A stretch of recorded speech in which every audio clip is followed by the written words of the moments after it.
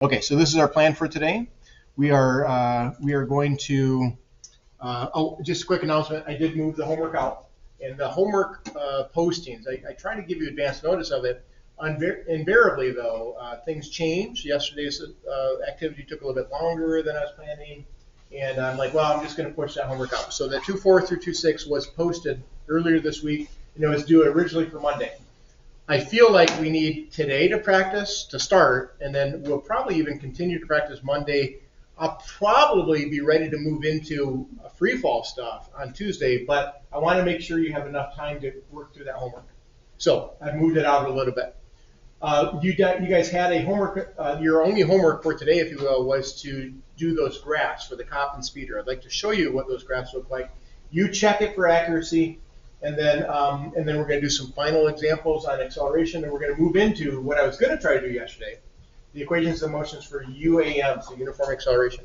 Okay, so probably a little bit sit and get today, but then I am going to have you guys do some whiteboard stuff here. Dre, you got to leave a little early. You might miss the last little bit of whiteboarding, but that's okay. Okay, whatever it is that you guys are doing this weekend, have a good time. Make sure you do that, and then let's go ahead and start by getting out the cop and speeder graphs. So if you would please. Cop and speeder graphs.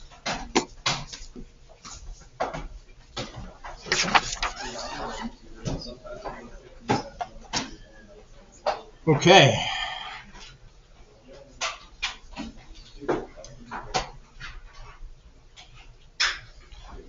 Now, as the instructions there, it said to do a variety of things. One of them, we had not talked about these two things up top. So I meant to describe these, and I just sort of lost track of where I was. The slope of a line tangent to a position time graph does represent, why is it a script V? That's instantaneous velocity. So slope of a line tangent to that graph would represent instantaneous velocity. We did not talk about areas, and that's just my fault. I should have done that. An area underneath the velocity time graph represents a particular quantity. And I know that there are people in here that are in very advanced math classes where you use areas to do things. And that area for this velocity time graph represents a displacement. I'm not going to get into all the math behind it, but it's a useful thing to know. And so I did not do that for you. You may have struggled with some of these questions because of that. Area underneath an acceleration time graph represents a change in velocity. And again, mathematics is more advanced to be able to derive that, but we can still use those things. And I apologize I didn't give them to you before. All right, when you go to graph these, I saw these graphs created before you guys left. They look pretty good. The solid line is supposed to be for the speeder, and the dashed line is for the cop. The solid line is for the speeder, the dashed line is for the cop. Solid line for the speeder, dash for the cop. Now, what I tried to do here is to indicate locations, time periods, if you will, where the speeds were the same. On a velocity graph, it's fairly easy to determine where the speeds are the same, is where the graphs intersect. Up here, I'd have to draw like a tangent line, so the tangent to the dashed curve at that point would be parallel to the speeder, and that would be the point in time that they have the same velocity. From a displacement standpoint, clearly they're at the same spot when they get to the end of the track. How I would get the displacement using this graph is it would be an area concept. And again, because we didn't talk about area underneath the curve, it might not be clear how I'm using the area to determine they have the same displacement. Can you tell that the area of the big triangle here, so the big triangle, is equal to the area of the rectangle? Can you see that? Got to use some geometry. I'm using sort of like a vertical angle theorem that says that these two triangles, if you will, the smaller triangle, that smaller triangle, are congruent, they're equal. It means they have the same amount of area. This is a positive area. Sort of take that away, we would say that the area of that triangle is the same as the area of that rectangle. They have the same displacement by the time they get to the end of that track. Now, one of the things I asked you is, how does the speed of this cop car compare to the speed of the speeder at the bottom? Can you reason through it? Nathan, I think you had this. When you were leaving yesterday, you're like, I think it's twice. And you are correct. Can you see that from this graph? That the speed of the police officer at the end of that thing there should be twice the speed of the speeder. And I'm doing that just using some graphical analysis. And so, yeah, that cop car was traveling about twice as fast by the time they got to the end. And then that's about all we had. Okay? Now, practicing graphical analysis. In here, graphs will be more of a tool that we use as opposed to a major assessment item. Now, I'll still throw a little bit at you, but in my full year AP class, we have to really hit those things hard. So it's a little bit, I throw a little bit more graphs at you than I normally would, but that's just because those are powerful tools. So we'll practice, continue to practice. Any questions on those before we move on? Okay, I'm going to ask you to collect those with people at your table. I just want to look at them, make sure everything looks good. Maybe the person that has the shortest hair at your table could turn that in for everyone else. So if you need a ruler, just guess. Don't worry about that. Just who's got the shortest hair, have that person come up and turn that in for us over into the 6-hour event. Now, while they're doing that, I'm gonna call out a few names. If you hear your name, you might be missing one or two things here. And I don't want to embarrass you, but I want to get the vanity plates up in the classroom. And some people do not have those vanity plates. I'd love to get those things turned in. So if you still need one, take one with you this weekend. Vanity plates. Those are these things like this. And I know that there are some in here that did not get that thing turned in yet. Maybe you haven't started, or maybe you haven't at home, but I would love to get one of these things for you. That's beautiful. Get that thing turned in. That's great. Awesome. Yep. Good. So you don't worry about it now. Just give it to me either today or next week. But I want to get those things up. Okay. Plus, I want to start getting some grades put into the grade book, and so these first few assignments are really meant to be easy assignments for you.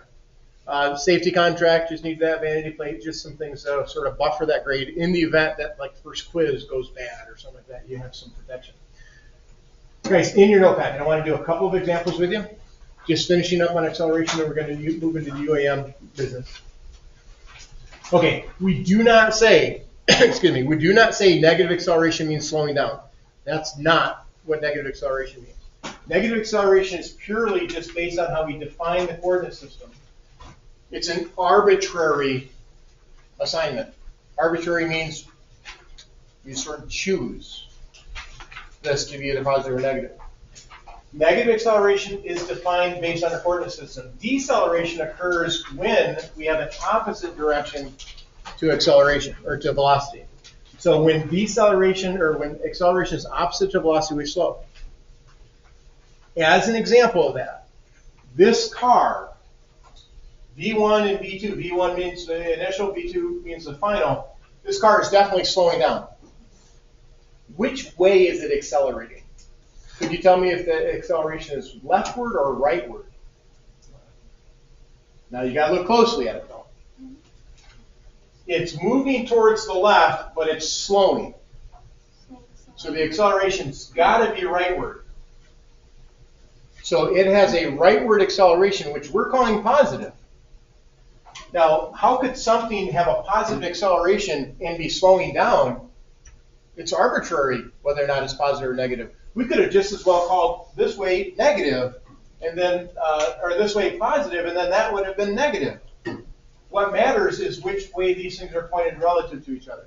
So here's an example where positive acceleration means slowing down.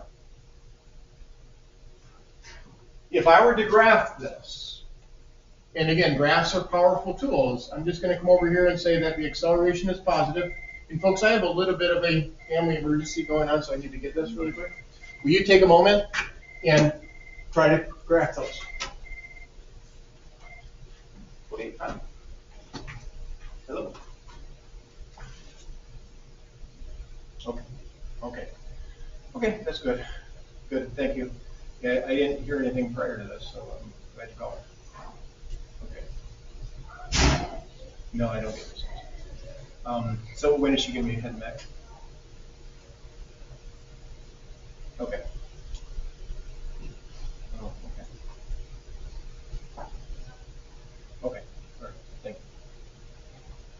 Okay. Thanks. All right. Yeah. Okay. Bye. Okay. Sorry about that, folks. Just a little emergency, but nothing bad. It all turned out to be okay. So the acceleration is positive. Now, we don't know the actual value because we don't know time values there, but it is positive. From a velocity standpoint,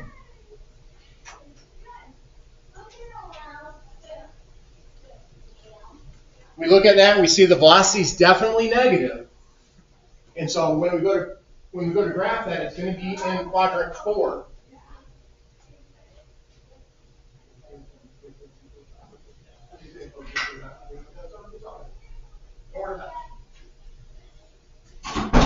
Okay. It is uniformly changing its motion. And it starts out at negative 15 and it goes to negative 5. So that would be something that looks sort of like this as I go through that. So the velocity is getting closer to 0.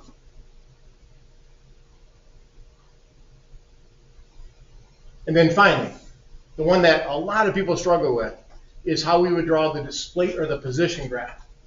First, can you tell whether or not I'm going to be in a negative region or a positive region for this graph, for a position? We're going to be in the negative region. And we know that because we're moving in the negative direction. So let's go ahead and draw for us a set of axes here. I use the terms like quadrant 1, 2, 3, and 4 to sort of match what your math classes say. This would be quadrant 1 for acceleration quadrant 1. This would be quadrant 4, quadrant 4. And that's just using your standard XY coordinate systems.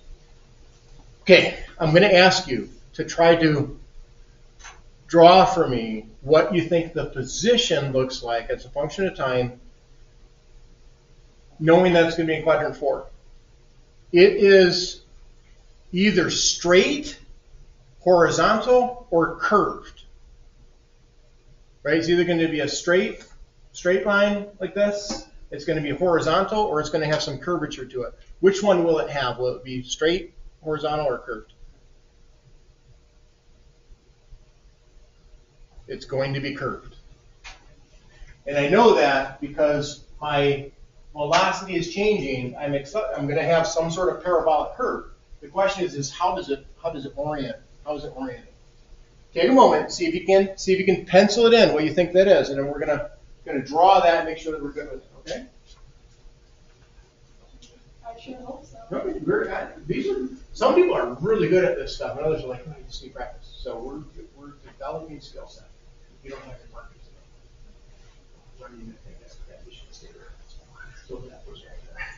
So you two are looking at this. Try it. So share your graph with that person that you're sitting next to. See if you are in agreement with them. Once they get that thing drawn.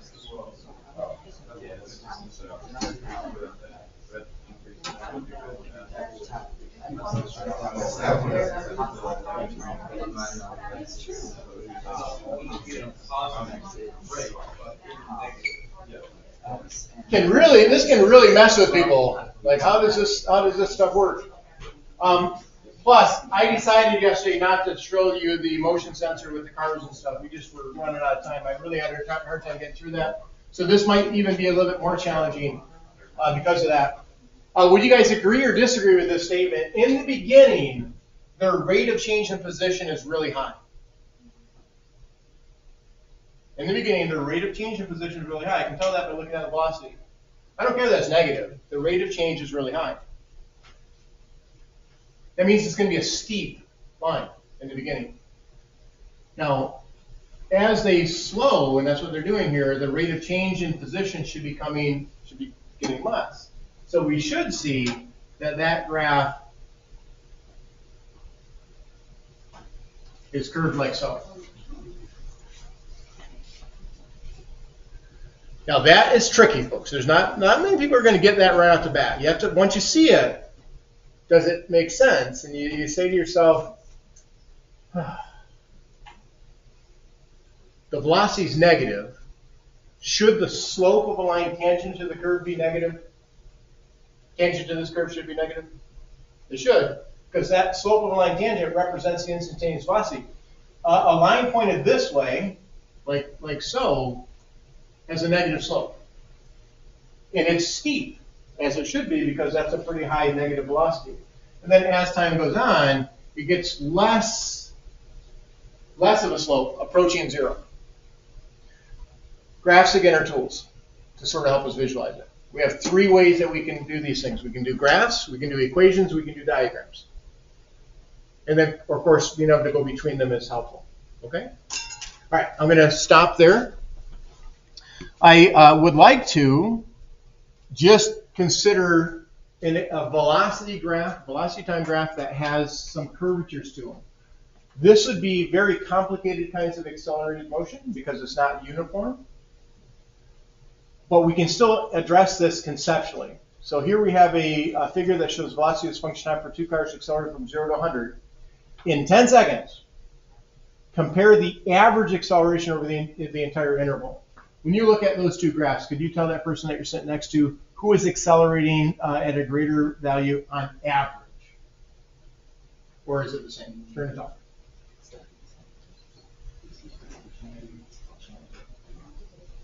And I'm hearing it. A lot of people are saying the average is the same. And you know that because they have the same change in velocity in the same amount of time. So the average is the same. Now, letter B, their instantaneous acceleration at 1 second versus 8 seconds. So who's accelerating at the greater rate at 1 second? I'm giving you a hint here. The slope of line tangent to this curve represents instantaneous rate of change in velocity. That would be the instantaneous acceleration. So you look at that and say, for letter B, which one has the greater slope for a line tangent at 1 second? And so at 1 second, I can see that car A has the greater instantaneous acceleration at that point. Some people might look at that and say, well, clearly that's the case because car A is traveling faster. But remember, acceleration is the rate of change in velocity. I don't care that car A is faster than car B at that point. I'm interested in how its rate of change compares. To hit that point even harder, at 8 seconds, would you guys agree that car A is still traveling faster than car B at 8 seconds? The speedometer of car A is greater than the speedometer of car B at 8 seconds. However, who has the greater instantaneous acceleration at that point? Car B, and you can tell that because the slope of a line tangent to that curve is steeper than it is for the other one. So we would say at 8 seconds, it's car B that has the greater instantaneous acceleration. And then finally, in order to answer letter C, the total distance traveled, you have to look at that area. And again, I just didn't talk about the area underneath that curve. Can you guys see that car A travels a greater distance by looking at the area underneath that curve? Okay, some concept-based things regarding acceleration. Folks, the main lesson for today was meant to be this thing called UAM equations. I want to share with you now the 4 equations of motion for what's called uniform acceleration. You guys had some reading. I think I had that reading due earlier this week, and you should have read some things about these 4 equations. So if you've seen them, that's great. I want to talk about them in a little bit more detail. These are the equations that relate 4 quantities in our class that we've been talking about so far. I want to list those quantities off to the side.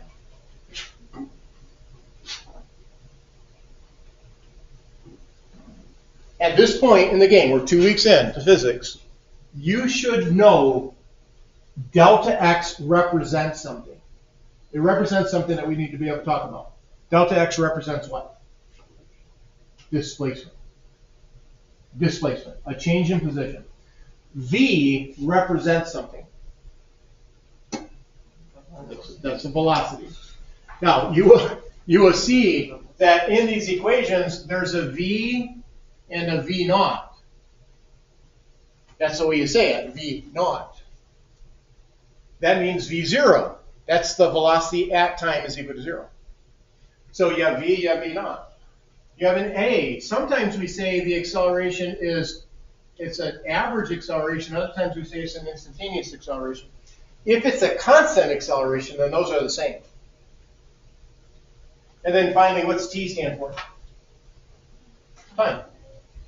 These equations relate those 4 quantities. They are done through that relation is by definition. when we try to describe the motion of objects, we have to all agree on a set of terms. So we say, well, this represents displacement, this represents velocity, this represents acceleration. These equations relate those. Those of you that are good with math, and a lot of people are that are taking full year classes, do you recognize this equation as something like the equation of a line? Do you see sort of a linear relationship between velocity and time? That's what that equation says. Now, you've learned in your math classes y equals mx plus b. That's a slope-intercept form of a line.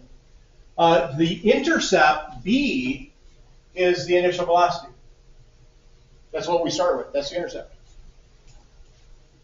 T is my variable. It takes the role of x. A is the slope. A is the rate of change in our velocity. So that's like an equation of a line.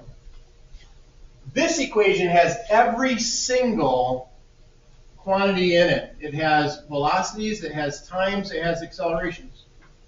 This right here, when I subtract x naught from both sides, x minus x naught represents displacement. So I can move that x naught over to the other side and say, well, that's just delta x. The third equation is wonderful because of what it doesn't have. What do you notice that equation is time independent? We don't need to know time to use this equation. This was derived by combining these two. So if I take these two equations and combine them, I can eliminate time as a variable. In your math classes, they call that solving a simultaneous system of equations, and you're solving that through substitution. If you solve this equation for time, plug that into this equation, and it eliminates time from the variable, and what emerges is that. That's a great equation. We use it a lot. I want to use an example as a car crash. Raise your hand. You've been in a car crash before? Okay, unfortunate. But odds are that everyone here will at some point be into a car crash. The time interval it takes for a car to come to a stop during a car crash is very, very small. Less than 0.1 seconds. We often can't even measure it. But we can measure displacement. You guys see displacement in the equation? See the x minus x naught? That's a displacement. We can measure displacement by looking at how far the car crumples. We can look at how far the bumper sort of compresses. So displacement is often a measurable thing, whereas time is not. So we use equation number 3 up there quite a bit. And then, of course, equation number 4 is just an average velocity. And I want to show you where that comes from. If the velocity is changing uniformly, so if this is a velocity graph, and that velocity is going from some value to another value, let's say it goes from 2 to 12, and it does so uniformly. The average velocity would just be the arithmetic average of those two values. Add up 2, add up 12, you get 14, divide by 2, you get 7. That 7 would be the same as if they were traveling at 7 the entire time. Do you guys see that average velocity is really just the arithmetic sum of the starting and endings? That only works if it's uniform. Now, those equations, we have to use them. We have to practice solving problems. In our math, I started this school year saying that physics uses math almost like a home builder uses tools out of the toolkit. This might be a hammer. This might be a saw. This might be a level. And this might be, I don't know, a tape measure or something like that. I don't, just use whatever analogy you want. When I say build a wall, you have to know what tools to use, right? You have to say, well, okay, I'm going to build a wall. I need to use these tools. When we go to solve problems in a physics class for kinematics, they're going to ask you to do a variety of things. These are tools for you to be able to use to build that wall. So we need practice on knowing what tools to use for a particular thing. So the practice comes from just solving problems. So what I want to do is I want to go through and show you a simple 9-step process. They're laughing right now because 9 is a lot of numbers. They can't. Can you hear the laughter? No? Okay. 9 steps is a lot of steps. Some of these things are essential. Some of them are just sort of good to do. Read the whole problem, make sure you understand it. Decide on the time interval. This is an essential piece. The time interval will often be having to be cut down into smaller segments. So what time interval do you want to consider? Draw a diagram, choose coordinate axes, write down the note. I would say number 4 is a really good thing to do. If you write down the list of knowns, things that are given, things that are unknown, it's going to help you with number 6. What physics applies here? You need to plan an approach. Which equations relate the known and the unknown quantities? Do I use a hammer? Do I use a saw? Do I use that tape measure? It really depends on the things that I know and things that I don't know. So the list of equations or list of things that you know and don't know will help you identify the right tool. Calculate the solution, round it to the appropriate number of sig figs, look at the result, check the units. The units will help you identify if you've made a mistake. Okay? 9 steps. Some of them are essential. The time interval, making the list will certainly help. Okay, I want to solve a couple problems with you. And Dre, you're going to have to leave soon, aren't you? What time? 34. Okay, so we still have enough time. I'm going to go through and do 1 or 2 of these, and then whatever time we have remaining, I'm just going to have you practice with whiteboards and your elbow partners. So I like to do that a lot, especially the first month or so when we're just learning how to do this stuff. DOT, raise your hand if you've ever heard of the DOT. Do you know what it stands for anything? DOT engineers would be doing this kind of work. They look at this and say, well, a car might be able to accelerate at 2 meters per second, and they have a 30-meter long intersection. And we might say, well, how long is it going to take for them to get through that intersection? How fast will be going to that point? So when they're determining like how long they're going to have a light be yellow and then have it go to red, and then once it goes from yellow to red, how long before we take the other side, the T intersection, and have that turn green? They're using this kind of stuff. So here we have a car. It's accelerating from rest across a 30-meter wide intersection, and they can accelerate at 2 meters per second. What's the car's speed at that point? How long does it take? Now, they've already gave you a picture. Your textbook will go through and give you lots of examples, and they already have pictures drawn. When you don't have a picture drawn, you might do that. So what I'm going to do is I'm just going to draw a little picture, assuming I don't have that thing there. This car is starting from rest, and it's speeding up as it goes. So that would be a dot diagram to show that its motion is increasing. It's going faster. I might make a little list of x is equal to 0 at this spot, v is equal to 0 at that spot, and the time is equal to 0. So everything is beginning at the start of my motion. And over here, as I get further away, I'm looking for how fast they're going. That's one of the questions that they're asking. What is the car's speed at this point? And some of you might say, wait, that's a V, not an S. And the only difference between speed and velocity is that velocity includes the direction. So we will often just use V, even though it says speed. I want to know how fast it's going. Other things that are given is that I know its displacement here is 30 meters. And during this motion, the acceleration is 2 meters per second squared. So all I'm doing here is I'm just making a list of the things that are known and unknown. Sorry, there's one more thing that I'm looking for. The other thing I'm looking for is what is the time that it takes to get across that intersection. How long does it take? What's its speed? Now, when I get that list, it's going to more easily help me identify what equation will find a value that I don't know. So I might look at that and say, is there a way for me to get the velocity with the things that are given? I look up at this set of equations, and I'm looking for a velocity. I have a final velocity there. I have a final velocity there, and those two have final velocities. Could either of those things be used? Either of those two equations be used based on what's known to be able to calculate the final velocity? Which one do you see? Do you see one? Would it be the third one? The third one. Let's take a look at it. V squared is equal to V naught squared plus 2A delta X.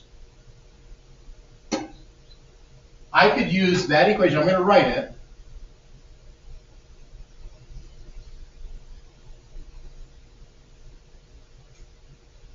And see if that makes sense based on what's given here. I'm looking for the velocity at this point.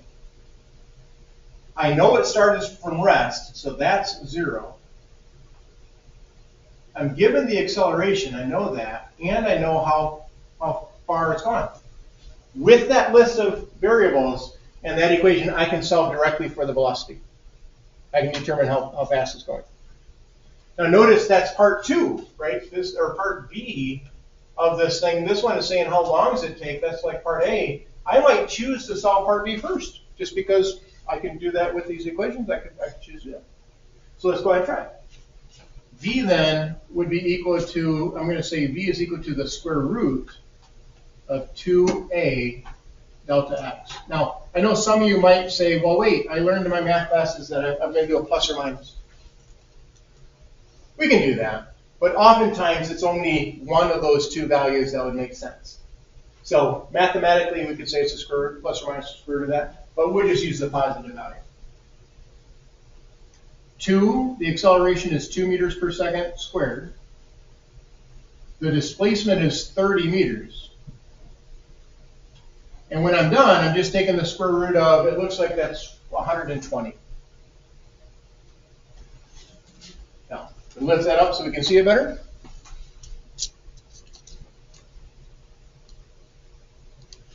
The units are an important thing, and I want to show you that those units do work out to be correct here. We're okay with that being 120, right? Just 2 times 2 times 30. Let's look at those units. Meter squared per second squared.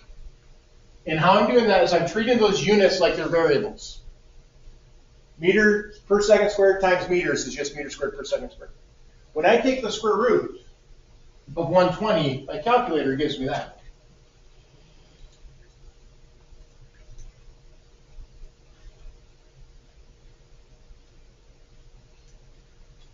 About 10.95. I could round that to 11. What do I get when I take the square root of meters squared per second squared? Just meters per second, which is exactly what I would expect for a velocity. So I could round that to about 11. Okay? I'd also be interested in knowing how long it takes. Can you look at that list of 4 equations to determine an equation that would give you time?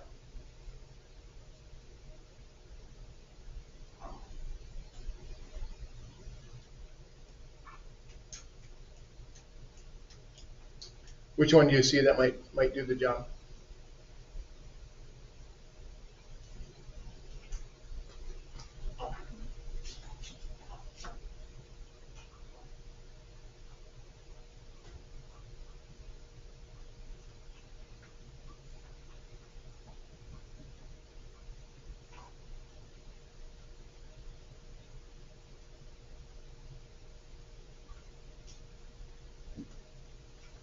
I might use the fact that my velocity at that point is 11. I just calculated that.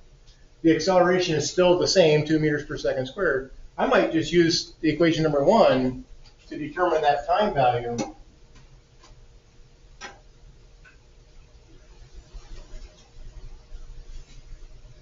And calculate that using equation number 1.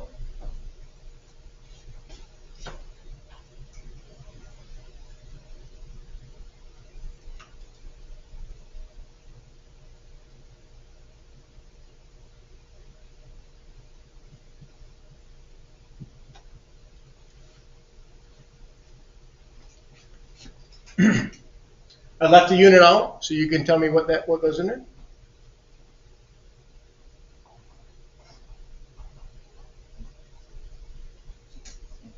You can see how that reduces to seconds.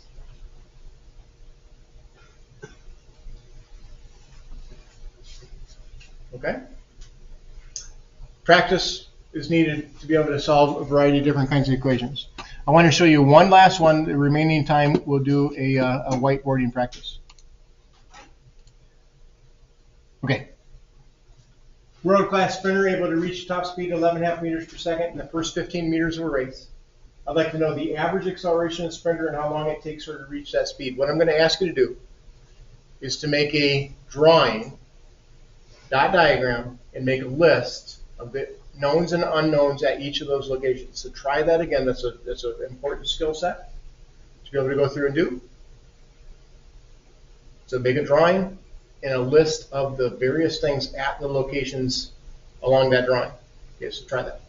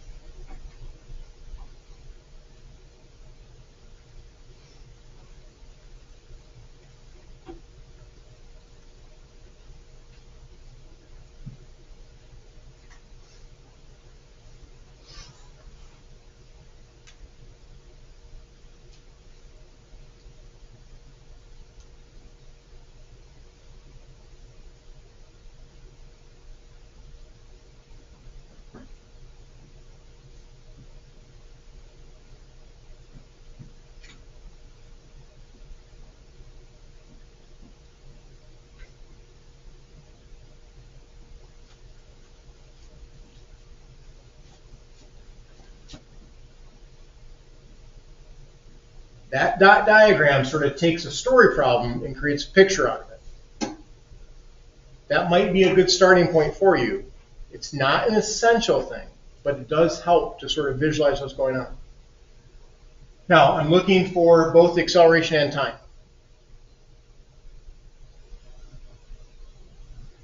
When you look at that list of equations, the thing that you're building, the skill set, is to try to identify what tool to use based on things that are given to me. So I'm trying to identify an equation that can get there for us.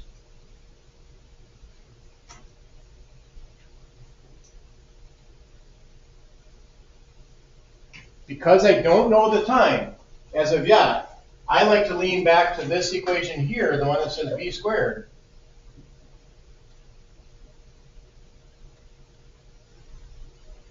To solve that for A, the acceleration. I'm going to solve that for A algebraically.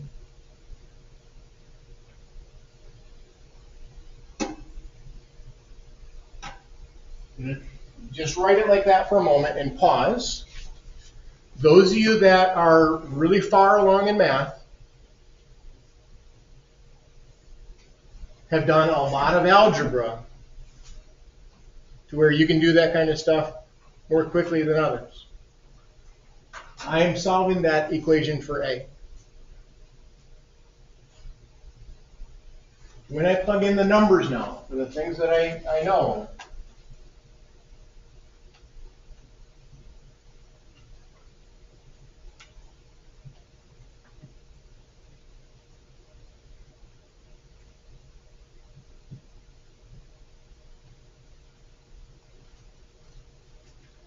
I get what's called the average acceleration here, or at least the uniform acceleration.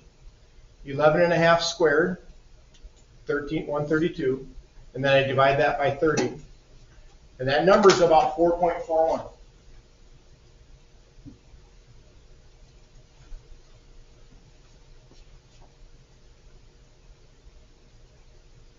And I look at that set of units within that problem to determine if I did all the algebra right. This becomes meter squared per second squared per meter. And I'm writing that explicitly so you can see where those units sort of go. Do you see how that reduces to meters per second squared? That is just 4.41 meters per second squared. And that would be the acceleration, assumed constant.